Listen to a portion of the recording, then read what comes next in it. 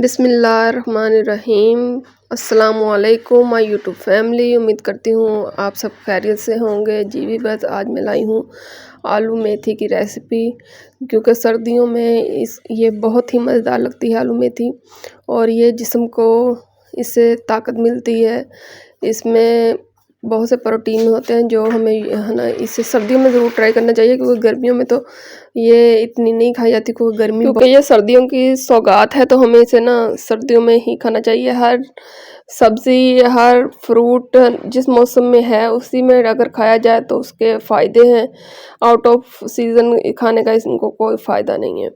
तो मैं इसको अच्छी तरह से इसकी कटिंग करूँगी। कटिंग करने के बाद इसको मैं अच्छे से वॉश करके ना थोड़ा सा बॉयल दिलाऊँगी, ताकि ये इसके ऊपर जो स्प्रे वगैरह होती है ना वो ख़त्म हो जाए, जो जरासीम होते हैं वो ख़त्म हो जाए। तो अगर आप मेरे चैनल पे न्यू हैं तो मेरे चैनल को कर दें सब्सक्राइब, वीडियो को कर दें लाइक, ताकि हर आने वाली वीडियो आपको मिल सके। तो मैं इसकी अच्छे से कटिंग कर लेती हूँ। आप इसकी कटिंग किस तरह से करते हैं और इसको किस तरह से पकाते हैं तो आप मुझे कमेंट्स में ज़रूर बताइएगा। तो मैं जिस तरह से पकाती हूँ तो मैं आपको आज बता रही हूँ, तो आप भी मुझसे अपनी इंफॉर्मेशन शेयर कीजिएगा कि आप इसे किस तरह से पकाते हैं।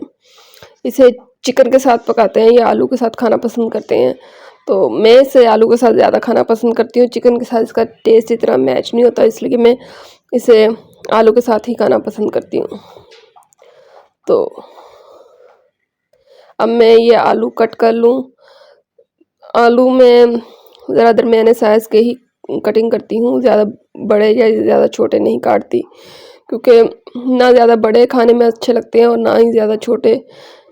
छोटे हों तो वो खाने में ही घुल जाते हैं, हमारे पकाते पकाते घुल जाते हैं, इसलिए ज़्यादा छोटे भी नहीं रखने चाहिए और ज़्यादा बड़े भी अच्छे नहीं लगते, इसलिए दरमियाना साइज़ बेस्ट होता है।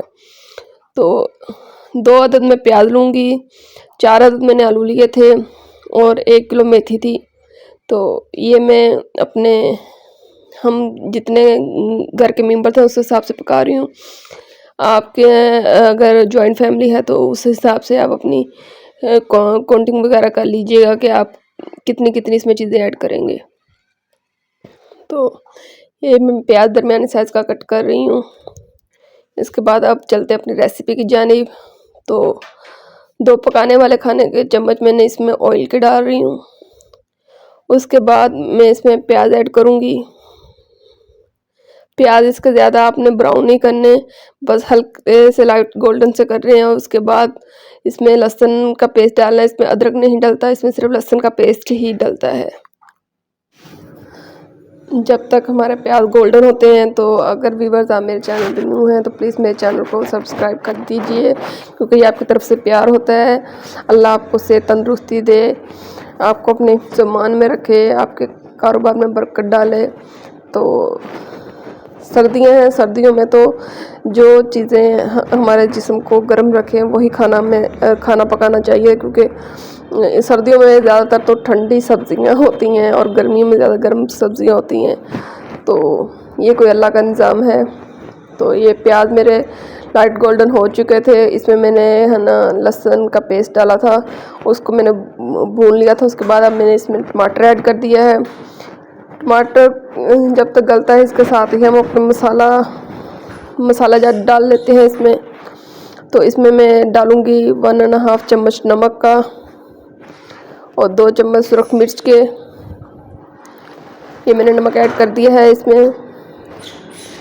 अब इसमें मैं 2 चम्मच लाल मिर्च पाउडर डालूँगी। आप अपनी सब्ज़ी के हिसाब से सारा कुछ ऐड कीजिएगा, अपने टेस्ट के हिसाब से। तो इसमें अच्छी तरह मिक्स कर लूँ। उसके बाद हम अपने बाकी मसाले ऐड करेंगे, क्योंकि टमाटर खाने में जल्दी मैश नहीं होता उसको, इसलिए टाइम लग जाता है उसको अच्छी तरह से मैश करते हुए। तो इसमें मैं अब 1/2 चम्मच मैंने इसमें हल्दी का ऐड किया है।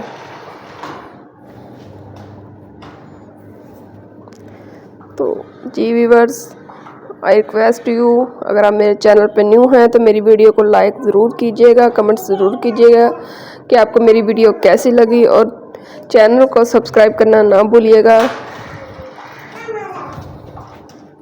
मसाला अच्छे से मसाले की ना बुनाई किया करें, क्योंकि ये खाने का सारा दारोमदार जो होता है ना वो ये इसके बुनाई पे ही होता है।